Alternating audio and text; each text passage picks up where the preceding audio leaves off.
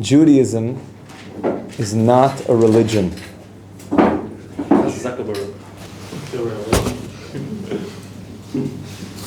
Judaism is a relationship. Just remember that, my friends. Judaism is not a religion, it's a relationship. It's a relationship. It's a relationship. With yourself, God, and others, right? That's right. Ben am la'atzmai, ben am l'chaveroi, ben am l'makoim. That's right. It's all about a relationship. So everything we're talking about, always I want you to see it through the rubric of a relationship. And really a loving relationship, and even deeper, an intimate relationship. And everything that we talk about, people say, what's Kabbalah? What is... There's certain people that you have a relationship with that are, I would call acquaintances. You know those people you see on the streets and like... The head nod. The head nod. And sometimes when they nod to you, you're like, oh, we've graduated to a head nod now that we see each other. So, okay.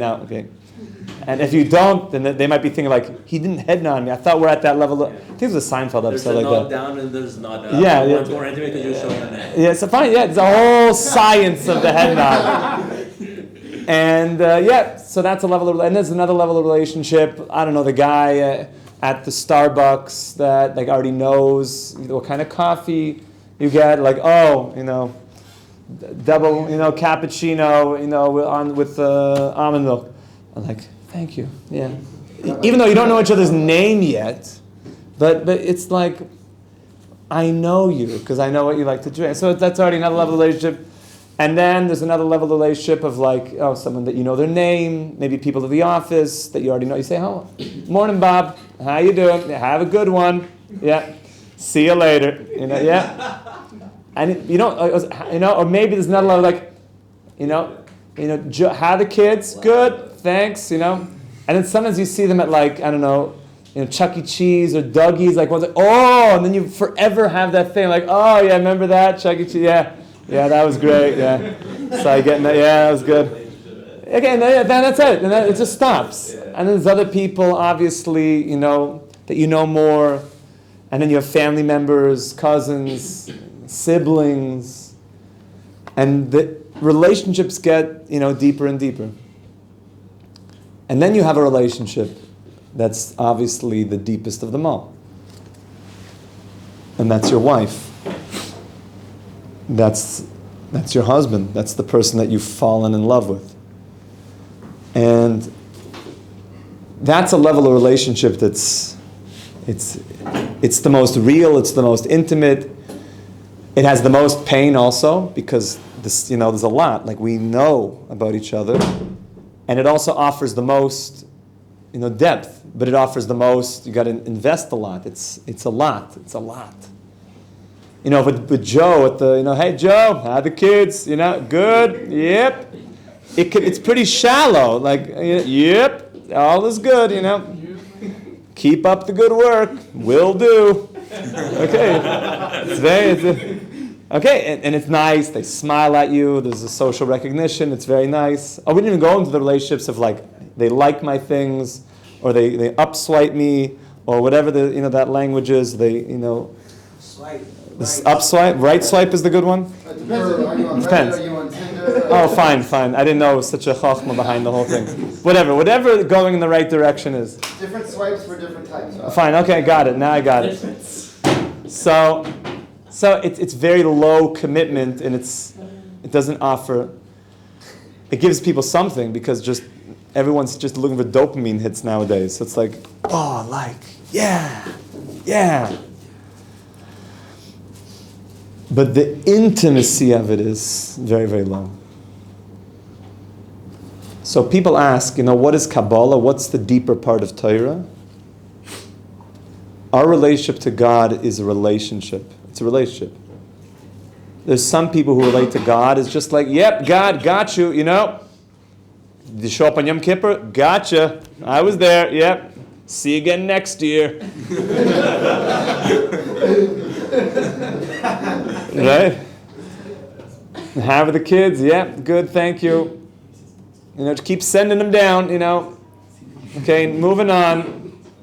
Check in when I need you. One aspect of the relationship is like davening shafrit mekah or you need 10 people for minyan, so you can't daven without yourself. That's an aspect of a relationship. You have to complete a minyan, and that's a relationship with like 10 other people. That's right, the community. And you pray for the community. It's That's not right. like an individual. Everything's in the plural. Community. The communal prayers. Yeah.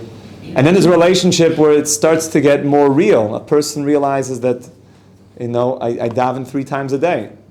So I'm starting to think about you, God. Yeah. But then there's something else. The intimacy of the deeper parts of Torah is that it gets so real. God becomes so intimate to you that you never take him out of your mind. Kabbalah, what really the deeper part of Torah is it pulls you into this world where you can't stop thinking about Hashem.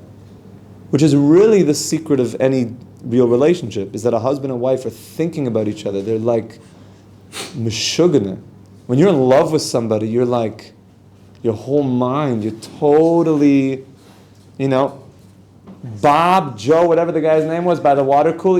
It's not like you're thinking, Joe, I can't, thinking about you all day until, tomorrow we get stuck. Or that head nod guy, like that guy. I'm not thinking about you nonstop. Like when we see each other, oh yeah, okay. The idea of learning deeper parts of Torah is that you can't take God out of your mind. It's so intimate, it's so deep, and then it just gets deeper and deeper and deeper. In our generation, people are looking for this intimacy because they want something. They want to connect to something deep. They want to connect to something real. They see so much shallowness in the world. So that's the idea of what we're doing, and that's why we're learning here the 6 constant mitzvahs, which these are things that you literally can be thinking about Hashem non-stop. All the time. You're literally all the time thinking about God, okay? We're just framing it to see that you guys are entering into this world of non-stop love relationship with the Creator of the world. And that's why you'll notice, if you really learn some of the deeper parts of Torah, so much of the symbolism talks about husband and wife, talks about intimacy, talks about relationships, because that's what it's all about. It's about taking the relationships deeper and deeper and deeper. Now we're on the constant mitzvah, which is do not worship idols. And we've been asking the question, which is, how is that a constant mitzvah? Like, it wasn't that I walked to yeshiva today and all of a sudden I just saw this like graven image, in the middle of, Jaffa Street, and it was, flashing lights. Bow down to me, and there was a guy with a booth there selling wine and olive oil to make libations onto it with little sacrificial, items to offer up. At least I didn't see that on my way to yeshiva. I hope nobody else did either. Oh, I saw 3. Oh, you saw a couple of those? Oh, wow. Oy vey. Then stay away from that. Yeah, and then for sure that was something good that you stayed away from. The question is, so how is this a constant mitzvah? So we've been explaining for the last week and a half. Is it a mitzvah to smash them when you see them, like wave them? So when Mashiach comes, we're going to do a little bit more of that. But as you know, graven images are not our thing. We're into the one, the only one, the infinite God, the God of all of humanity. Rabbi, so then, how do we view churches or mosques? From a distance. So the idea is that the only thing that our message is for humanity, and the nation of Israel is here as a light to humanity, but the light is for everybody. And the message is Hashem is one. Hashem is one. There's only one source, and that's for all of humanity, that's for all of existence. All existence, there's one source. Anything that humanity needs, just ask God. The one, the only God. Ask God. And that's why we're very encouraging to help people all over the world. Anybody you know, anybody you meet. If they ask you, so what are you guys learning in yeshiva? You say, Hashem is one. Hashem is one. He's not 2, he's not 3. Hashem is one. He's not 1 billion. Hashem is one. Really? So what do I do about that? You tell them, if you ever need something, go talk to Hashem. So would we consider Christianity idol worship? Because they're technically So the monotheistic, idea is but- like this. Remember we explained that Hashem made and is making everything. And in the next mitzvah, we're going to get much deeper into this. Hashem is constantly giving life to everything. There was a Zohar that I was going to see today. Maybe we'll have to do it tomorrow. That's going to go through how the world, even in more detail, kind of got into the specifics of idol worship. But the idea is that there's only one God. And the one message that the Jews are given the world is that, not that there's one God. That's, I would call, soft-core monotheism. Soft-core, In the category of gods, there's only one. But then there's a lot of other stuff. There's the world, there's tables, chairs, cups of coffee. But there's only one God. There's only one address. That's soft-core monotheism. We're into hardcore monotheism. Hardcore monotheism is God is one. There's nothing but God. We're all inside of God. That's the only reality. We're all inside of God. Everything is an extension of God. And the only address is to go to Hashem, to go to God.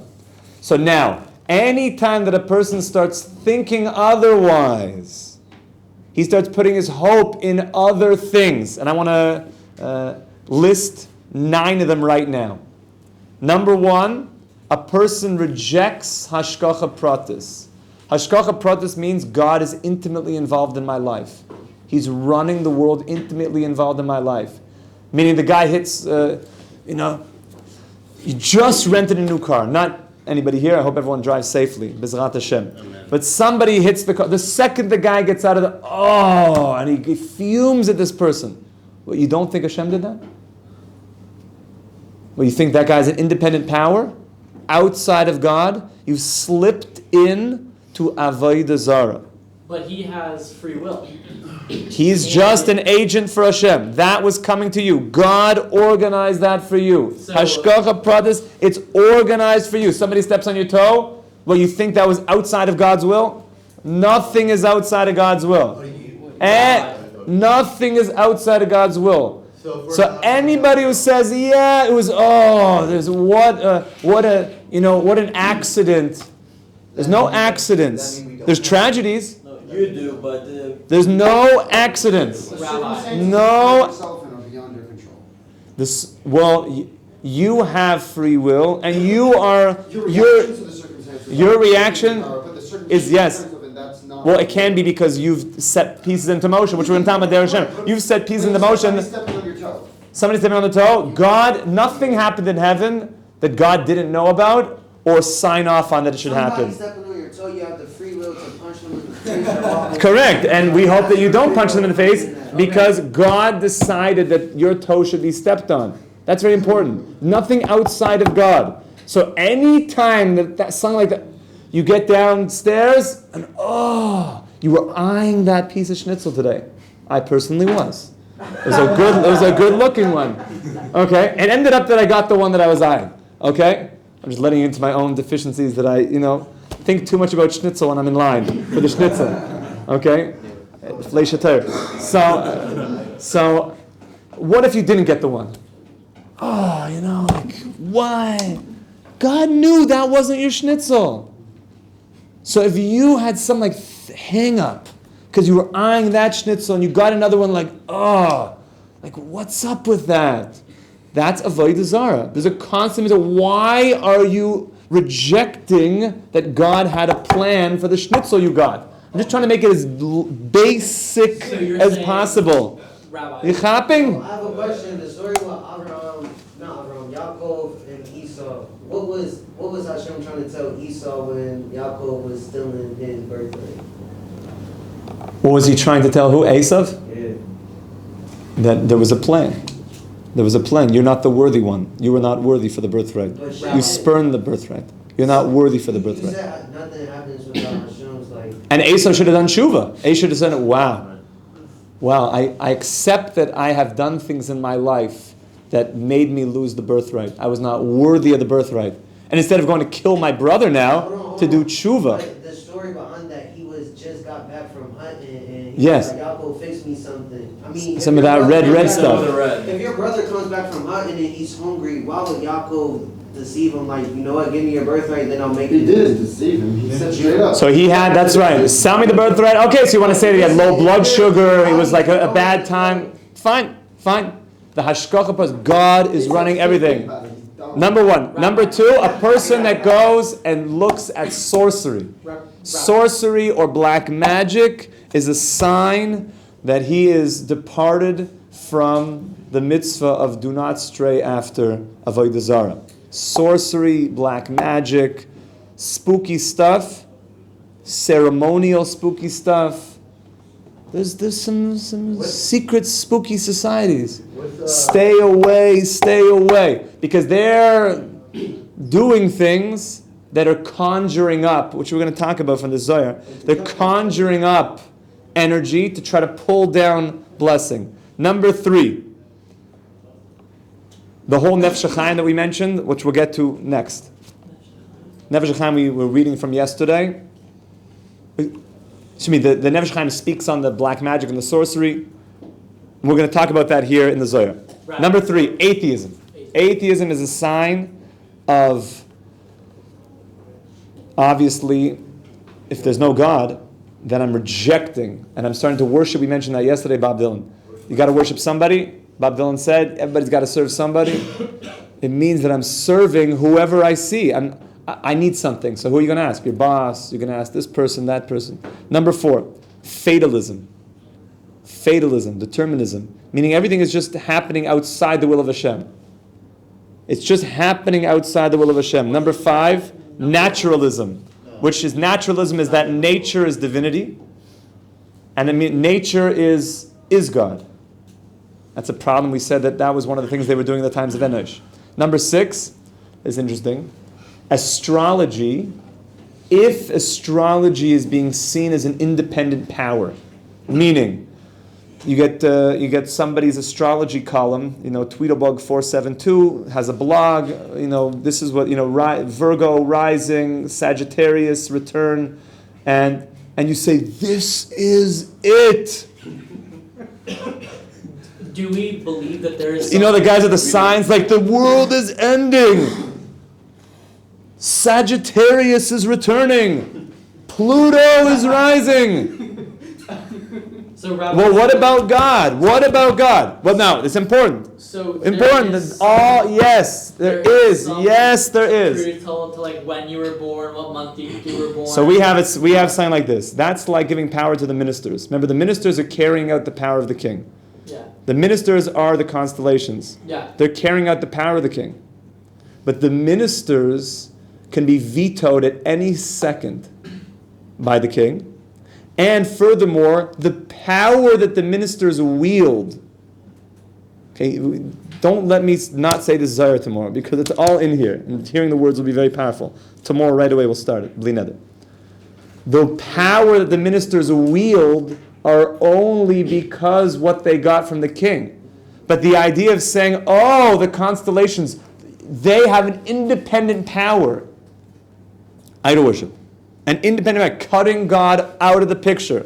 Yes, Alicia. I heard that the astrology is true, but Am Yisrael is... So, Ein Mazli Yisrael, yes. The idea being is that if people start worshipping the ministers, then they fall under the ministers.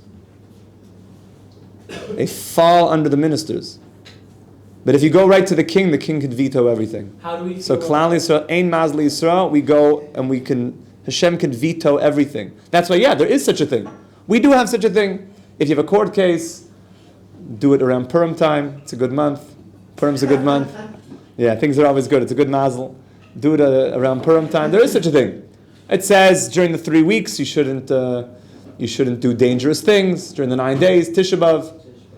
Be careful. There's auspicious times that are better not to do dangerous things. Yeah. But is it 100%? No, because God could veto anything. But we respect the system. That's important. That's there's a respect. You said respect it? Like respect, not suspect, respect. Respect. We respect the ministers, but never for 1 second Worship do we forget the king. And we forget that all of the power is coming directly from the king. Number 7, belief, and this is also what I wanted to say today, belief in Satan as an independent power. Satan did not break away. There's no power struggle from God. That's total idol worship. Or that Satan's out to get me and God, he can't help. This is saying deeper than that. And here we're going to see how it's a constant mitzvah. Satan is working for the king. You might say, how does that work? Let me just finish with this. It's going to take 2 minutes. There was a story of a king. You heard this one before? Eov. So the king had a son. And the son was a bit of a shmagegi. A shmagegi means a shmagegi. You know what I'm saying? In Yiddish, everything the way it is. Yeah, he wasn't saying, he was a bit of a low life, whatever. He wasn't. So he was going to inherit the kingdom of the king. But how do you have a prince who's not a kingly person inherit the kingdom? It would be a laughing stock. The whole kingdom would be a laughing stock. Right? You catching this? So the king devised a plan. The plan was unconventional. What was the plan? The plan was the following. The king found the greatest harlot in the kingdom. I know, this is like rated R. And the king said, The king knows who's the greatest. the king has intel. He has intel. Okay? Personal, private intel. And mind out of the gutter. Come on. So the king hired and says to her, she says, I need you to go seduce my son. My king, how could I do such a thing?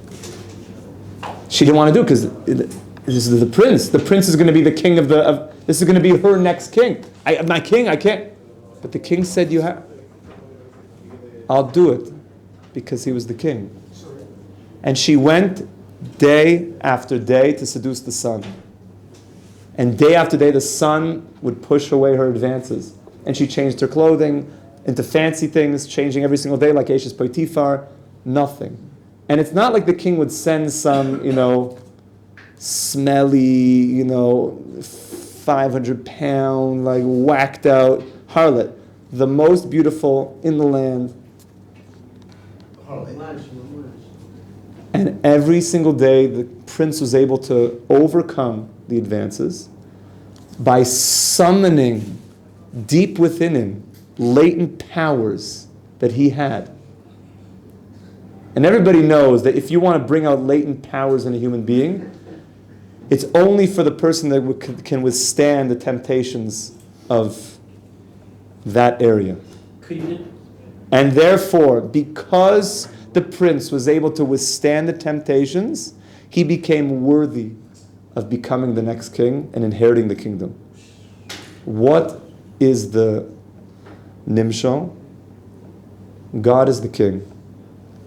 We're the princes. We've got a lot to work on.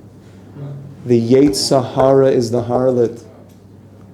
The Yetzer Sahara is the harlot. The Satan, call the Yetzer Sahara what you want. Satan, Malach HaMavis. The Yetzer Sahara is the harlot. It's working for God. It's working. The snake is hired. After the time is done, the snake will be gone. Don't worry. The harlot is working for Hashem. Anybody for any second that believes that the Satan is some independent thing doesn't know the secret. Hashem Echad. We should be Zarech the Mashiach Tzidkenu in every minute. Amen. Have a wonderful day. Kol Tov. Chazak u'baruch. Sorry, I did not mean to interrupt you earlier. Just like